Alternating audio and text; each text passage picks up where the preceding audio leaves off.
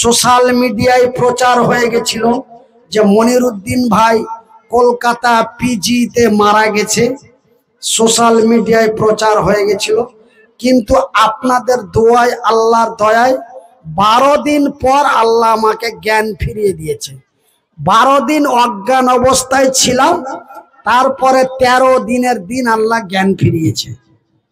যখন বিগত 8.5 মাস আগে আমাকে এই জলসার দাওয়াতের জন্য যখন ফোন করলেন, আমাকে বললেন হুজুর এখন আপনার অবস্থা কি? আমরা তো শুনেছি আপনি মরে গেছেন, তা আপনার অবস্থা কি? আমি বললাম ভাই আস্তে আস্তে সুস্থতার দিকে আছি, তবে আল্লাহ আমাকে যে অসুখ দিয়েছে এই অসুখ সুস্থ পূর্ণ হবে কিনা তার গ্যারান্টি নাই। কেন? যে আমাদের মাতৃভাষায় বলে আধমরা, আর অন্যান্য ভাষায় বলে প্যারালাইসিস, এবং ইংরেজি ভাষায় বলা হয় ব্রেন স্ট্রোক, এবং আমাদের ইন্ডিয়ান ভাষায় বলা হয় হেমারেজ। ভারতীয় হিন্দি ভাষায় বলা হয় হেমারেজ, ইংরেজি ভাষায় বলা হয় ব্রেন স্ট্রোক, এবং আমাদের চলতি বাংলায় বলা হয় প্যারালাইসিস, আর লোকাল বাংলায় বলা হয় আধমরা, অর্ধঙ্গ মানে অর্ধেকটা মরে যাওয়া। তো আমার বর্তমান এই দিক থেকে এদিকে কোনো কাজ করে না, এবং আমার যে পিকআপ ছিল, যেই পিকআপ আপনারা এখনো পকেটে করে নিয়ে বেড়াচ্ছেন, এই পিকআপ মহান আল্লাহ রব্বুল আলামিন আমার কাছ থেকে নিয়েছেন। কেন নিয়েছেন, কিসের জন্য নিয়েছেন, ওয়াল্লাহি আমার আল্লাহ ভালো জানেন। তবে আমার আল্লাহ নিয়ে একটা আয়াতকে প্রমাণ করেছে, একটা আয়াত প্রমাণ করেছে। কি আয়াত? আমার আল্লাহ রাব্বুল আলামিন বলেন অতইসু মান তাশা ওয়াতুযিল্লু মান তাশা বিয়াদিকাল খায়র ইন্নাকা আলা কুল্লি শাইইন কাদির। আমি আল্লাহ দিতেও পারি, আমি আল্লাহ নিতেও পারি।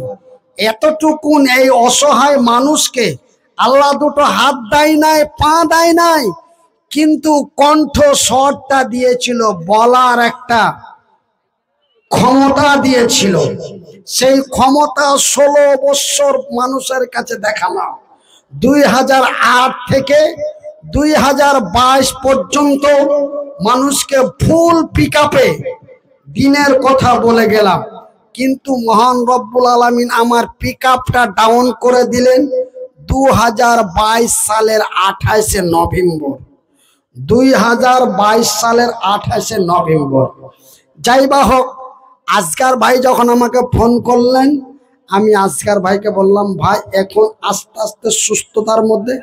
বলছে আমরা একটা দাওয়াত চাই। আমি বললাম ভাই জলসা তো আমার যে একটা অভ্যাস, তো ইচ্ছে হয় যাওয়া, কিন্তু বক্তব্য ভাই হবে, কিন্তু আগের মতো না।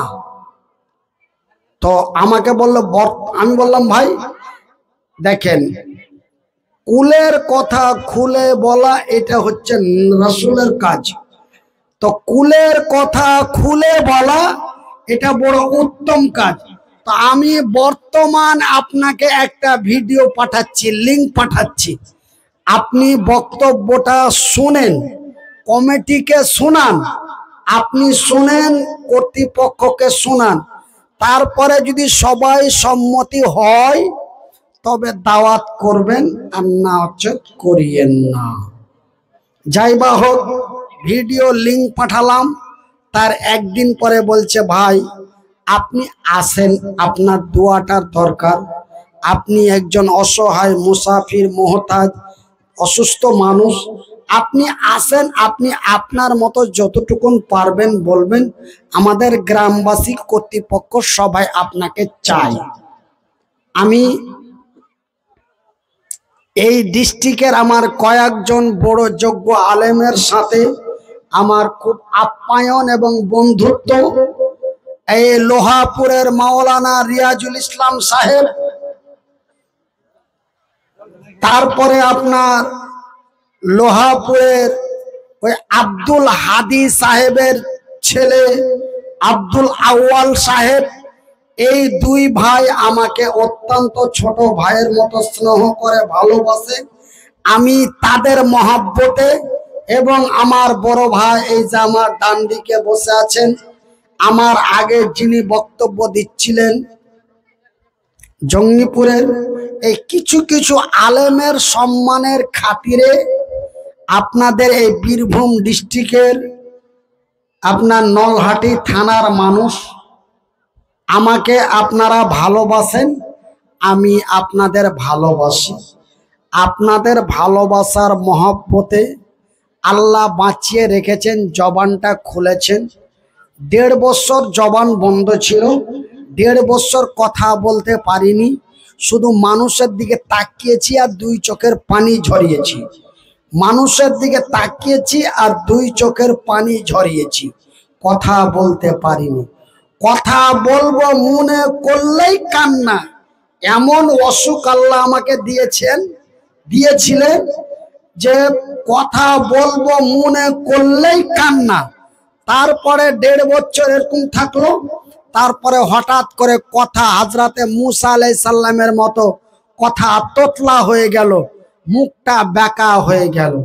আল্লাহর কাছে দোয়া করলাম, কাঁদলাম, কাটলাম। মা যদি আমার বেঁচে থাকতো, বুখারী শরীফের সহিহ হাদিস, রাসূল বলেছেন মায়ের দোয়া গ্যারান্টি কবুল হয়। মা যদি আমার বেঁচে থাকতো, নিশ্চয়ই মা আমার জন্য আঁচল পেতে দোয়া করত, আমি মনে হয় এতদিন পূর্ণ সুস্থ হয়ে যেতাম। কেন? আমি যখন লেখাপড়া করছিলাম, মা আমার জন্য কেঁদে কেঁদে দোয়া করেছিল, আল্লাহ তুমি আমার মুনিরের নিরাপত্তা করিও। আল্লাহর দয়ায়, মায়ের দোয়ায় মহান রব্বুল আলামিন আমাকে পশ্চিমবঙ্গ তথা ভারতের একজন সুপরিচিত বিখ্যাত বক্তা হিসাবে মানুষের কাছে চিহ্নিত করে দিয়েছে, আল্লাহর দয়ায়, মায়ের দোয়ায়। ওই জন্য আমি প্রায় ডেলি রাত্রে আল্লাহর কাছে কাঁদিয়া দোয়া করি যে মা যদি বেঁচে থাকতো আমার জন্য দোয়া করত।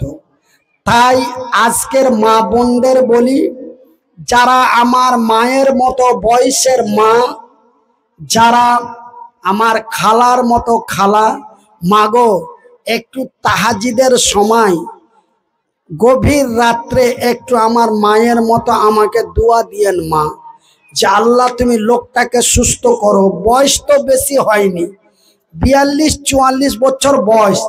এই বয়সে তুমি তাকে অর্ধাঙ্গ অসুখ দিয়েছো, আল্লাহ তুমি তাকে পূর্ণ সুস্থ করিও। এই দোয়াটা করিয়েন মা, এই দোয়াটা করবেন বাপ। আপনাদের দোয়ায় আল্লাহ আমাকে ফিরিয়ে দিয়েছে। অনেক জায়গায় এলান হয়ে গেছিল, সোশ্যাল মিডিয়ায় প্রচার হয়ে গেছিল যে মনিরুদ্দিন ভাই কলকাতা পিজিতে মারা গেছে, সোশ্যাল মিডিয়ায় প্রচার হয়ে গেছিল। কিন্তু আপনাদের দোয়ায়, আল্লাহর দয়ায় 12 দিন পর আল্লাহ আমাকে জ্ঞান ফিরিয়ে দিয়েছে। 12 দিন অজ্ঞান অবস্থায় ছিলাম, তারপরে 13 দিনের দিন আল্লাহ জ্ঞান ফিরিয়েছে। ডাক্তারেরা রেজাল্ট দিয়ে দিয়েছিল, শুধু ছুটি দেয়নি, ডাক্তারেরা রেজাল্ট দিয়ে দিয়েছিল আমার স্ত্রীকে এবং আমার ওই ভাগ্নের যে আমাকে কাঁধে করে নিয়ে আসলো, বলেছিল থাকবে না, চলে যাবে। এবার তোমরা দোয়া করো, যদি তার দয়া হয়, সে যদি ফিরিয়ে দেয় তাহলে। কিন্তু ছুটি দিলে মনে হয় আমার মৃত্যু রাস্তাতেই হতো। কিন্তু যখনই এই রেজাল্ট দিল, তারপরে আমাদের পশ্চিমবঙ্গের চিফ মিনিস্টার শ্রী মমতা বন্দ্যোপাধ্যায় কনস্টেবলে আপনার এটি ফোন করলেন, ভাইপো এবং মন্ত্রী দুজনেই ফোন করলে বলে চিকিৎসাটা যেন লোকটার ভালো হয়, চিকিৎসাটা যেন লোকটার ভালো হয়। এই ফোন আপনার হেড অফিসে ফোন করার পরে আবার আমাকে এমএলএ কোটায় নিয়ে যে চিকিৎসারও ভরপুর চালু হয়ে গেল। 14 দিনের দিন আল্লাহ আমার জ্ঞান ফিরিয়ে দিলেন, বলি আলহামদুলিল্লাহ। 14 দিন পর আমার ঘুম ভেঙে গেল, বলি আলহামদুলিল্লাহ। আমার ভাইয়েরা, আমার বন্ধুরা, এই জন্য আমি আপনাদের অনুরোধ করি, আপনারা একটু ধৈর্য ধরুন।